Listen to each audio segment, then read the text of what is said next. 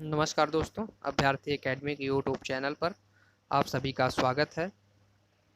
समसामयिक की point two point में आज हम 15 जून के प्रश्नों पर चर्चा करेंगे। तो आइए देखते हैं। सबसे पहला प्रश्न है, हैदराबाद पुलिस द्वारा कौन सी योजना चलाई गई? कौन सी योजना चलाई गई? स्त्री योजना चलाई गई। अब इसके बारे में जो जानकारी है आगे देखते हैं। हैदराबाद पुलिस ने हैदराबाद सिटी सिक्योरिटी काउंसिल के साथ मिलकर स्त्री योजना प्रारंभ की। इस योजना का मुख्य उद्देश्य समुदाय के विभिन्न समुदाय के विभिन्न क्षेत्र समुदाय की महिलाओं के लिए एक मंच उपलब्ध करवाना है। यहाँ पे इस योजना का मुख्य उद्देश्य है ना, विभिन्न क्षेत्र समुदाय की महिलाओं के लिए एक मंच उपलब्ध करवाना है ना, कराना इसका मुख्य उद्देश्य है। अर्थात महिलाओं के साथ अगर कहीं पर उनके अधिकारों का हनन होता है या उनको अपनी बात रखने का मौका नहीं मिलता है, तो इस योजना के अंतर्गत महिलाएं अपने बात को सार्वजनिक रूप से कह सकती हैं और उनके विकास के दृष्टि से इस योजना को लागू किया गया है। तो आइए आगे प्रश्न नंबर 2 देखते हैं। प्रश्न नंबर 2 है, कोविड-19 और बाल श्रम की रिपोर्ट इन संस्थाओं द्वारा है ना जारी की गई। इन संस्थाओं द्वारा क्या जारी की गई? तो वे संस्था कौन कौन से? उत्तर में यूनिसेफ है और अंतर्राष्ट्रीय श्रम संगठन है। कौन कौन सी है? यूनिसेफ और अंतर्राष्ट्रीय श्रम संगठन। UNICEF United nation children fund, अंतर्राष्ट्रीय श्रम संगठन या है ना इंटरनेशनल लेबर ऑर्गेनाइजेशन ILO। तो आइए इसके इन दोनों संगठनों के बारे में जो इम्पोर्टेंट पॉइंट है परीक्षा की दृष्टि से, हमने प्रश्न तो देख लिया कि कोविड-19 और बाल श्रम की रिपोर्ट इन संस्थाओं द्वारा जारी की गई। तो संस्था यूनिसेफ और अंतर्राष्ट्रीय श्रम संगठन। परीक्षा की दृष्टि से इम्पोर्टेंट पॉइंट कुछ और हैं जो कि महत्वपूर्ण है। तो पहला है, इस रिपोर्ट के अनुसार क्या है? इस रिपोर्ट के अनुसार 2020 में बाल श्रम में बच्चों की जो संख्या है वो 94 मिलियन कम हुई। कितनी कम हुई? 94 मिलियन कम हुई है। इस रिपोर्ट में इस बात को दर्शाया गया है इस रिपोर्ट में इस बात को दर्शाया गया है कि बाल श्रम में बच्चे पहले से भी लंबे समय तक या बदतर स्थिति में काम कर सकते हैं। इस बाल श्रम का मुख्य कारण क्या है? गरीबी है। वर्तमान समय में जो कोरोना के परिप्रेक्ष्य में कोविड-19 के परिप्रेक्ष्य में ये जो रिपोर्ट जारी की गई है उसमें मुख्य रूप से ये कारण बताया गया है कि जो वर्तमान में गरीबी है उसके कारण 0.7% बाल श्रम अर्थात बच्चों के काम करने की संख्या में वृद्धि हुई है। कितनी वृद्धि हुई है? 0.7% बच्चों के कार्य करने में वृद्धि हुई है। और उसका कारण क्या है? गरीबी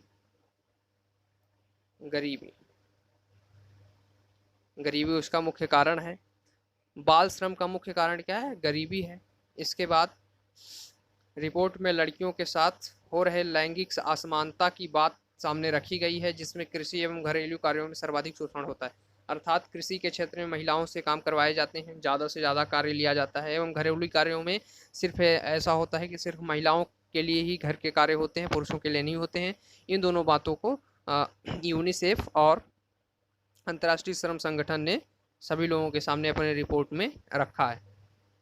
फिर इसके बाद अंतर्राष्ट्रीय श्रम संगठन की स्थापना, ये इंपॉर्टेंट परीक्षा के दृष्टि से महत्वपूर्ण प्रश्न होते हैं कि स्थापना कब हुई? 11 अप्रैल 1919 को अंतर्राष्ट्रीय श्रम संगठन अर्थात ILO इंटरनेशनल लेबर ऑर्गेनाइजेशन की स्थापना 11 अप्रैल 1919 को हुई थी।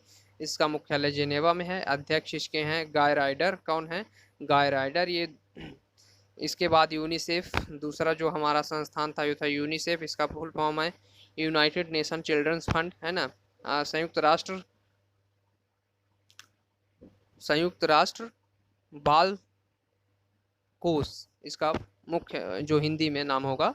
ये यूनाइटेड नेशन चिल्ड्रंस फंड का हिंदी में नाम ले तो संयुक्त राष्ट्र बाल कोष। इसके बाद इसकी स्थापना 11 दिसंबर 1946 को। यूनिसेफ की स्थापना 11 दिसंबर 1946 को। इसका मुख्यालय एन वेन मेन है। एन वेन मेन अध्यक्ष हैं। मुख्यालय न्यूयॉर्क है। क्या है? एन वेन मेन है और मुख्यालय न्यूयॉर्क है।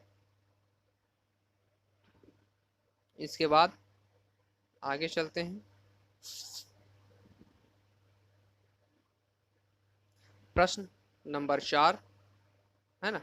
प्रश्न है आपका नंबर 4 का कि इसरो ने कौन सी ऑनलाइन प्रतियोगिता प्रारंभ की है। क्या ऑनलाइन प्रतियोगिता इसरो जो अपने भारत का इंडियन स्पेस रिसर्च ऑर्गेनाइजेशन है, उसने कौन सी ऑनलाइन प्रतियोगिता प्रारंभ की है। तो उसका नाम है बायो स्पेस प्रतियोगिता, बायो स्पेस प्रतियोगिता 2020, bio space cyber space sorry cyber space प्रतियोगिता 2020। क्या नाम है, साइबर स्पेस प्रतियोगिता 2020। इसरो के बारे में और थोड़ा जानकारी लेते हैं, है ना। पहले तो इसका ये जो योजना है इसका मुख्य उद्देश्य देखेंगे। इसका उद्देश्य देश में युवा छात्रों को अंतरिक्ष अन्वेषण और अनुसंधान करने के लिए प्रोत्साहित करना है। क्या करना है, अंतरिक्ष अन्वेषण और अनुसंधान करने के लिए प्रोत्साहित करना है। इसका दूसरा जो उद्देश्य में हम देंगे, खोजकर्ताओं वैज्ञानिक शोधकर्ताओं की भावी पीढ़ी की पहचान करने के लिए यह प्रतियोगिता स्कूल स्तर पर आयोजित कराई जाएगी, है ना। इसका जो मुख्य उद्देश्य में पहला नंबर पर युवा छात्रों को अंतरिक्ष अन्वेषण और अनुसंधान करने के लिए प्रोत्साहित करना है। फिर दूसरे नंबर पर खोजकर्ताओं वैज्ञानिक शोधकर्ताओं की भावी पीढ़ी की पहचान करने के लिए यह प्रतियोगिता स्कूल स्तर पर आयोजित करवाई जाती है। कहाँ आयोजित करवाई जाती है, स्कूल स्तर पर आयोजित करवाई जाती है। इसरो का full form Indian space research organisation क्या है, इंडियन स्पेस रिसर्च ऑर्गेनाइजेशन, भारतीय अंतरिक्ष अनुसंधान संगठन। क्या है, भारतीय अंतरिक्ष अनुसंधान संगठन, इंडियन स्पेस रिसर्च ऑर्गेनाइजेशन, है ना। इसके बाद स्थापना इसकी 15 अगस्त 1969, कब, 15 अगस्त 1969 को हुई थी। मुख्यालय बेंगलुरु कर्नाटक, कहाँ है, बेंगलुरु कर्नाटक में है। इसके अध्यक्ष डॉक्टर के शिवान है।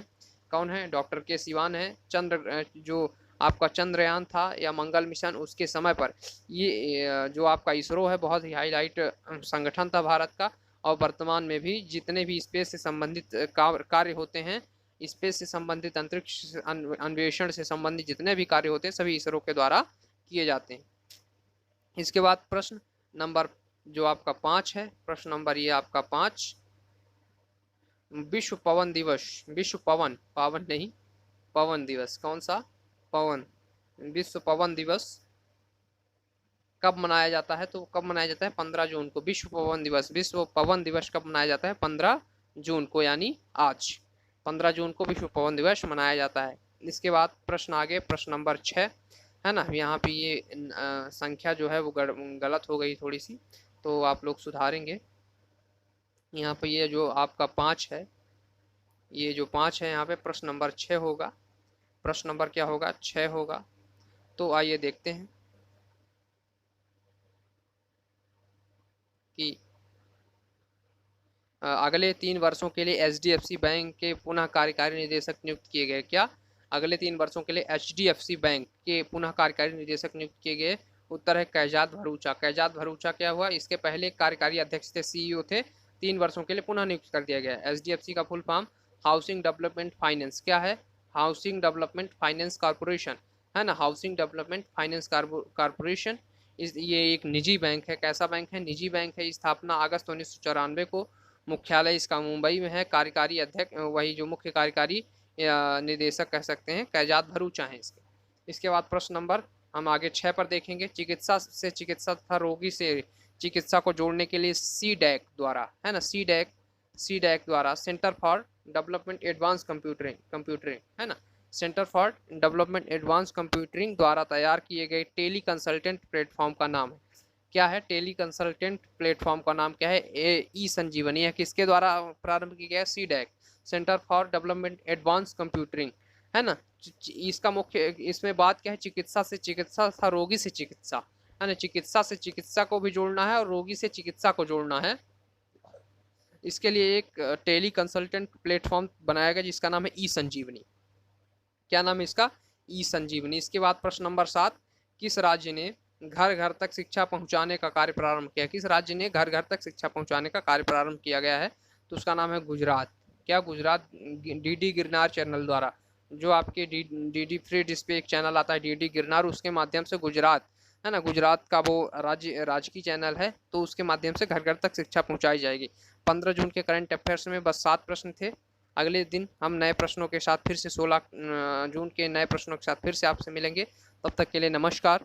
हमारे YouTube चैनल को सब्सक्राइब करें, लाइक करें एवं शेयर करें।